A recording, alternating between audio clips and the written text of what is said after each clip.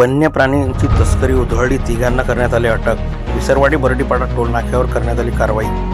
धुळे सुरत राष्ट्रीय महामार्गावरील बर्डीपाडा टोलनाक्याजवळ स्थानिक गुन्हे अन्वेषण विभागाने आणि विसरवाडी पोलीस पथकाने संयुक्त कारवाई करत वन्य प्राणी व पक्ष्यांची बेकायदेशीर तस्करी उधळली. या कारवाईत 5 जणांविरुद्ध गुन्हा दाखल करण्यात आला असून तिघांना अटक करण्यात आली आहे. तसेच वाहनासह सुमारे 23,40,000 रुपयांचा मुद्देमाल जप्त करण्यात आला आहे.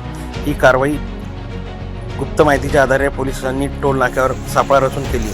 MH41 AU 2352 क्रमांकाच्या ट्रकची तपासणी केली असता ट्रकमध्ये भाजीपाल्याच्या कॅरेटच्या आडोशात पिंजऱ्यात 5 कोल्ह्यांची पिल्ले, 190 तितर व 90 पोपट निर्दयीपणे कोंबून ठेवलेले आढळले.